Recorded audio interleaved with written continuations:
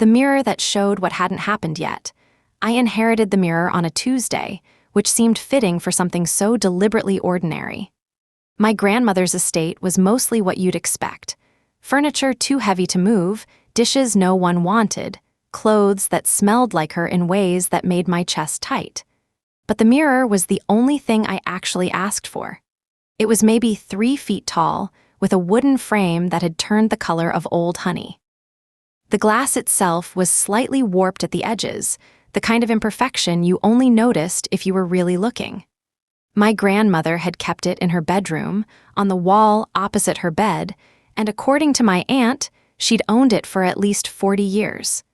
No one knew where it came from originally.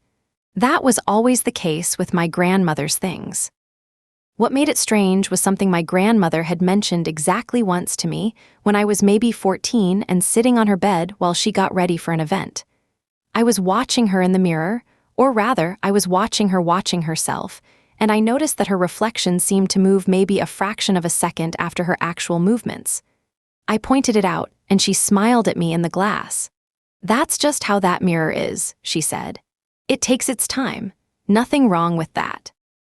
I'd forgotten about it for years, but when I set the mirror up in my apartment, a 1-bedroom place that was fine, the way apartments are when you're still figuring out your life, I remembered immediately.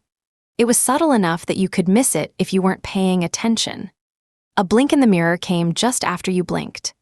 A raised hand appeared a moment after you raised it, like the glass was processing your movements, translating them into reflection with a brief, almost imperceptible delay. My roommate noticed it before I explicitly told her about it. Sarah had moved in 3 months after I got the mirror, and she was the kind of person who was always checking her appearance, not in a vain way, just habitually, the way some people check their phones.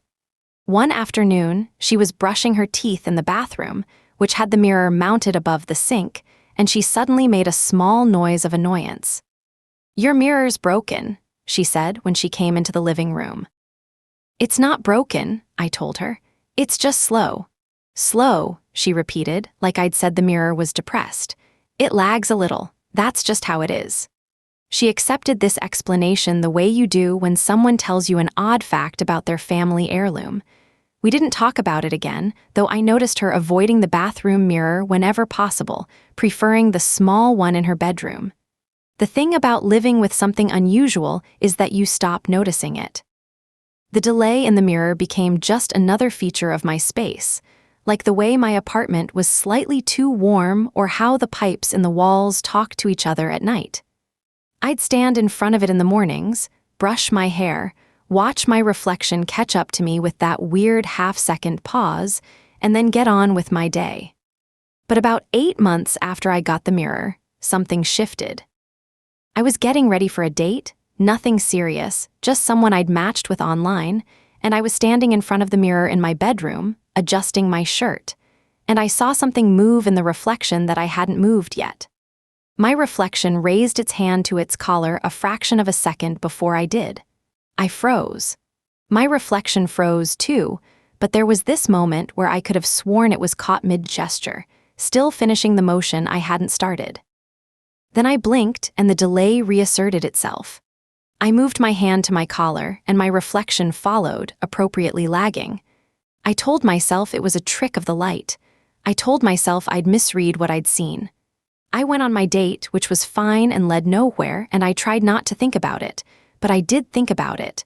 I thought about it every time I looked in the mirror. And the more I thought about it, the more I started to notice small things. The way my reflection sometimes seemed to be reaching for something just as I was about to reach for it. The way occasionally I'd see my reflection blink before I felt the impulse to blink. These moments were rare, maybe once or twice a week, but they were there. I started keeping a journal, which sounds paranoid, but I wanted to track whether I was imagining this. Tuesday, 7:15 a.m., reflection looked to the left before I consciously decided to look left. Friday, 11:32 p.m., reflection appeared to frown while I was still neutral, then my face followed. It was subtle every single time, easily attributable to attention and apophenia, to pattern seeking in noise. But the pattern kept appearing. I didn't mention it to Sarah again. I didn't mention it to anyone. It felt like one of those things that if you said it aloud, you'd hear how crazy it sounded, and then it would become crazy. I just lived with the mirror and tried not to think too hard about what it meant that my reflection sometimes seemed to be moving ahead of me. Then came the night I saw the mirror show me putting on a jacket I didn't own.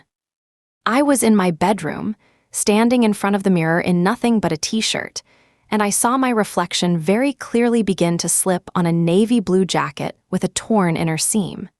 It was distinctive because it was such a specific detail. And I don't own a navy blue jacket with a torn inner seam. I've never owned anything like that. I watched the reflection finish the motion, the fake me looking fully clothed in my bedroom while the real me stood there in a t-shirt, and then I blinked and the image was gone. The mirror showed me as I actually was. Shirt, no jacket, nothing out of place.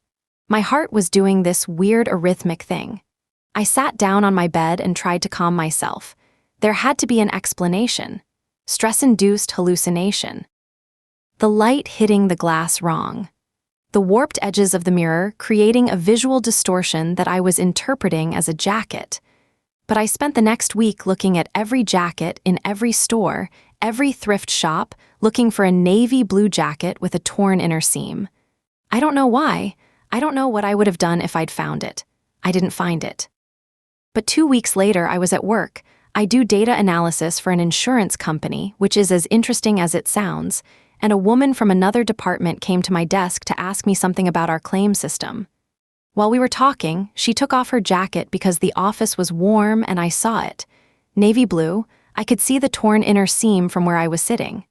"That jacket," I said, interrupting her mid-sentence.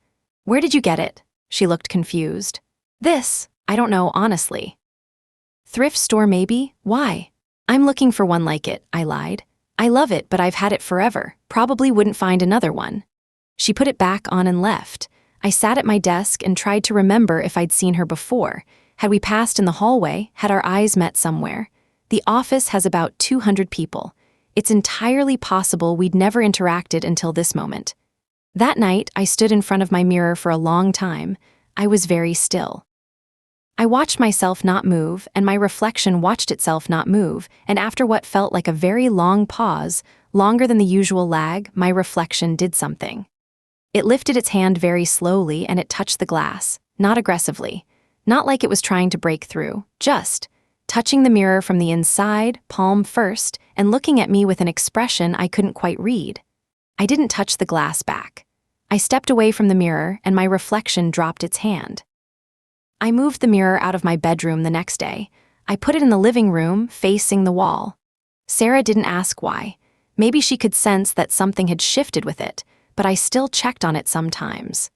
I'd stand in front of it, and I'd watch my reflection settle back into its rhythm, appropriately lagging behind my movements like it was supposed to. Like I'd imagined the whole thing. 3 weeks later, Sarah came into my room and told me I had to get rid of the mirror.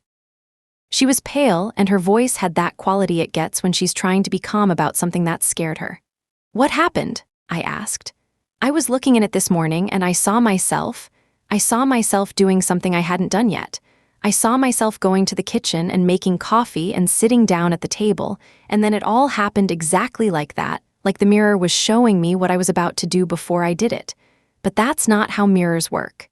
"No," I agreed. "That's not how mirrors work. So what's wrong with it?" I thought about the woman with the jacket. I thought about my reflection touching the glass. I thought about my grandmother, who'd owned this mirror for 40 years and never seemed disturbed by it, or maybe had been very disturbed and just hid it well. "I don't know," I told Sarah, "but I'll get rid of it." But I didn't, not really. I moved it to the basement of my building, under a sheet, thinking maybe if I put enough distance between myself and the mirror, things would go back to normal. They didn't exactly. The thing is, now that I know what the mirror does, I see its logic everywhere else. I'll be about to bump into someone and they'll have already stepped out of my way. I'll think of something I need to say and someone will say it first. I'll plan a route and find the road is closed before I ever get there. The world keeps moving just a step ahead of me, like everything around me is operating with a 1 or 2 second glimpse into what I'm about to do. And sometimes, late at night, I think about that navy blue jacket. I think about whether my reflection saw that woman before I did. I think about whether my grandmother knew what the mirror was really showing her all those years, and whether that's why she kept it. Whether she was living in a world where everything was visible just before it happened, and she trained herself not to react to it. I haven't gotten rid of the mirror. It's still in the basement under the sheet. Sometimes I go down there just to stand in front of it, to watch myself watching myself, to see if I can catch the moment when the future stops being future and becomes now. So far, I haven't, but I'm getting better at looking. And I'm starting to understand why my grandmother never seemed surprised by anything. Drop your verdict in the comments. Wait, what?